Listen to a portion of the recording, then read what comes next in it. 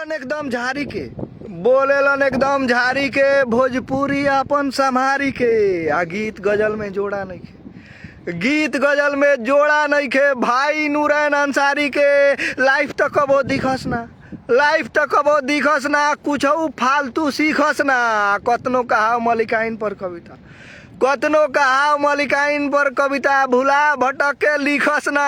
आ गजबे लौके जोश जी, गजबे लौके जोश जी, सच्चाई इनकर दोस्त जी। आ कविता में भौजाई के खिंचाई करस, कविता में भौजाई के खिंचाई करस। खुल्लम खुल्ला संतोष जी, देह बड़ी छरहर बाटे, देह बड़ी छरहर बाटे, कौना बात के डर बाटे। अरेले इनकर खेत खलिहान, रेले इनकर खेत खलिहान, रेले इनकर घर बाटे।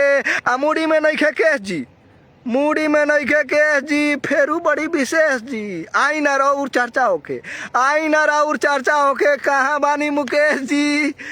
आ ना भारद्वाज ना बर्मा बाड़ी, ना भारद्वाज ना बर्मा बाड़ी, किचन किचन में रहस कर्मा बाड़ी। आ कलकत्ता से हमरा टीम में एगो, कलकत्ता से हमरा टीम में एगो सिंगर किरण शर्मा बाड़ी। आ कविता तो के मुबारक भाई, कविता तो के मुबारक भाई, सही में बड़ा सुधारक भाई। आ बहुत हो गई लुका छिपी, बहुत हो गई लुका छिपी, खुल के आवा तबारक भाई। आ मिट जाई राउर खीस जी, मिट जाई राउर खीस जी, रही ना कोनो टीस जी। आ जब रउआ कविता पर, जब रउआ वीडियो पर कमेंट करी है तौसीफ जी।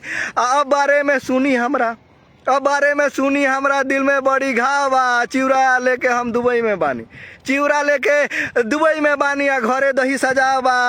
आ सोझा हमरा फाइटर जेट, सोझा हमरा फाइटर जेट, चाहे युद्ध पोत रही। आगे हमरा कविता में, आगे हमरा कविता में सबकर खिंचाई होत रही, आगे हमरा कविता में सबकर खिंचाई होत रही। नमस्कार जी, नमस्कार। हमार नाम बा सम जमील, दुबई से बोलतनी। ई फरमाइश पर कि हमनी के जौन टीम बाटे, साहित्यिक टीम बाटे, ओहिमे सब केहू के तनी बारे में चर्चा होके।